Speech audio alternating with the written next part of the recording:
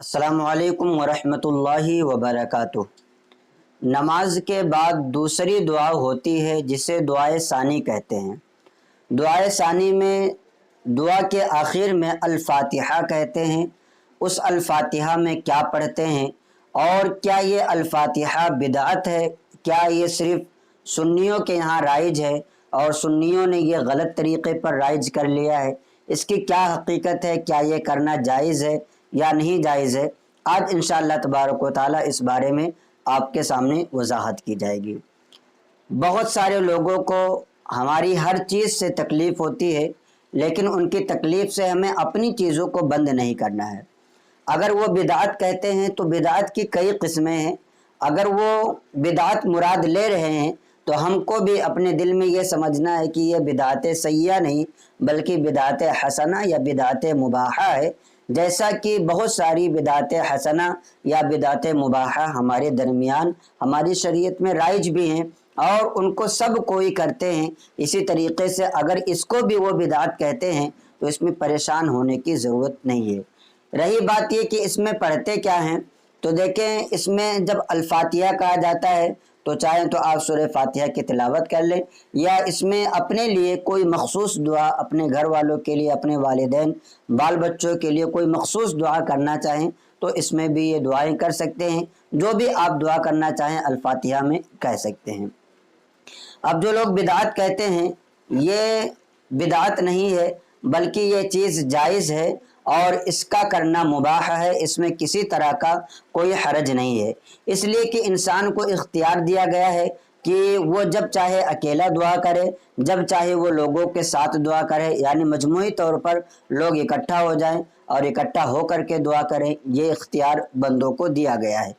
اسی طریقے سے اپنے پڑھے ہوئے قرآن مقدس کی صورتوں کو یا قرآن کی آیتوں کو اگر کسی دوسرے کو ایصال ثواب کرنا چاہے تو ایصال ثواب کر سکتا ہے، اس میں بھی کوئی حرج نہیں ہے۔ نبی کریم صلی اللہ تعالیٰ علیہ وسلم کی حدیث کے مطابق انسان کا پڑھا ہوا دوسرے بندوں کو جن کو بھی وہ ایصال کرنا چاہے ان کی روح تک اس کا ثواب پہنچتا ہے۔ لہٰذا اس سے پتہ چلا کہ اگر کسی کو ایصال ثواب بھی کرنا چاہیں تو قرآن کی آیات پڑھ کر کے الفاتحہ میں یا سورہ فاتحہ ہی پڑھ کر کے تمام مومنین، تمام مومنات یا جس کے لیے بھی دعا کرنا چاہیں دعا کر سکتے ہیں۔ رہا یہ سوال کہ اس کا دستور جو سنیوں نے بنا لیا ہے تو اس میں بھی کوئی حرج نہیں ہے، اس لیے کہ بہت سارے صحابہ کرام کی زندگیوں کا جب ہم مطالعہ کرتے ہیں تو انہوں نے بھی بہت ساری عادتیں اپنا لی تھیں، لیکن شریعت نے اس بارے میں کچھ بھی نہیں فرمایا۔ جیسے کہ حضرت عبداللہ ابن مسعود رضی اللہ تعالیٰ عنہ کے بارے میں بخاری اور مسلم کی یہ روایت ملتی ہے کہ کان عبداللہ ابن مسعود یذکر الناس فی کل خمیس، کہ حضرت عبداللہ ابن مسعود رضی اللہ تعالیٰ عنہ ہر جمعرات کو لوگوں کو واعظ و نصیحت کیا کرتے تھے، حالانکہ اس بات کا شریعت نے کہیں بھی حکم نہیں دیا گیا ہے کہ ہر جمعرات ہی کو نصیحت کیا جائے، ٹھیک ہے۔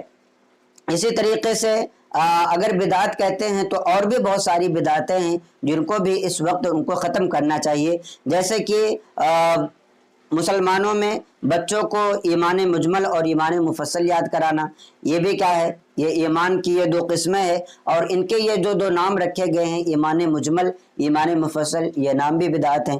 اسی طریقے سے کلموں کی تعداد ہے، 5 کلمے ہیں، اول کلمہ کہا جاتا ہے، دوم کلمہ کہا جاتا ہے، سوم کلمہ کہا جاتا ہے، تو اول کلمہ طیب، دوم کلمہ شہادت، سوم کلمہ تمجید، چارم کلمہ توحید، یہ جو کلموں کے نام ہیں یہ بھی اسی طریقے سے بدعت ہیں۔ ایسے ہی قرآن کریم کا 30 پارہ بنانا یہ بھی بدعت ہے، حالانکہ نبی کریم صلی اللہ تعالیٰ علیہ وسلم کے دور میں یہ قرآن کریم کے 30 پارے اس طریقے سے موجود نہیں تھے جیسا آج کل موجود ہیں۔ اسی طریقے سے ان میں قرآن مقدس میں رکوع قائم کرنا اور ایسے ہی قرآن مقدس کی آیات پر زبر، زیر اور اسی طریقے سے آیات وغیرہ قائم کرنا، نمبر، آیت کے نمبر لگانا، یہ ساری چیزیں بدعت ہیں۔ قرآن کو کتاب کی شکل میں لانا، हदीसों को किताबों की शक्ल में लाना, ये सारी चीज़ें बिदात हैं। उसूल हदीस और उसूल फ़िक़्ह के सारे कायदे और सारे कवानीन ये बिदात हैं। बिदात का क्या मतलब है कि जो नबी करीम सल्लल्लाहु तआला अलैहि वसल्लम के ज़माने में ना हो और उसको बाद में किया गया हो तो इसको बिदात कहते हैं। तो बिदात है, ये सारी चीज़ें भी बिदात हैं, लेकिन बिदात हसना हैं, बिदात मुबाहा हैं। बिदात सय्या हर चीज़ नहीं होती है, वरना हज़रत उमर रज़ियल्लाहु ताला अन्हु ने 20 रकात तरावी के लिए फरमाया, 20 रकात तरावी के बारे में कि निअमतिल बिदअतु हाज़िही, कि क्या ही अच्छी बिदात है, कितनी अच्छी और ज़बरदस्त बिदात है। तो बिदात बहुत सारी हैं, बिदात बहुत सारी हैं, लेकिन कोई ज़रूरी नहीं है कि वो बिदात सय्या ही हो, बिदात दलाला हो, बल्कि उसमें बिदात मुबाहा भी हैं और बिदात हसना भी हैं। लिहाजा इसी तरीके से बहुत सारे लोगों को देखा गया है कि हर फजर की नमाज के बाद वो कुरान मुक़द्दस की तिलावत को अपनी आदत बना लेते हैं। हालांकि शरीयत में ऐसा कहीं नहीं कहा है कि आपको फजर की नमाज के बाद तिलावत करनी ही करनी है, या बहुत सारे लोग नमाज के बाद दुआओं में मसरूफ़ रहते हैं। तो इस तरीके से अपनी अपनी आदत बना लिए हैं, और नेक कामों को करने के लिए उनके लिए औकात मुकर्रर करना, इसमें कोई हरज नहीं है, किसी तरह की कोई कबाहत नहीं है। तो जो लोग बिदात कहते हैं, बिदातें और भी बहुत सारी चीज़ें हैं, उन पर इनका क्या कहना है, पहले उन पर उनको बात करनी चाहिए। तो उम्मीद करता हूँ कि आपको यह मसला अच्छा लगा होगा। आपसे दरख्वास्त है कि इस क्लिप को ज़्यादा से ज़्यादा अपने दोस्तों अहबाब को भी शेयर करें, ताकि उन्हें भी दीनी मालूमात हासिल हो। और अगर आपके और भी दूसरे सवालात हों तो आप कमेंट करें, इंशाअल्लाह तबारक व तआला उन तमाम सवालात के जवाबात जल्द से जल्द देने की कोशिश की जाएगी। अस्सलामु अलैकुम व रहमतुल्लाहि व बरकातुहू।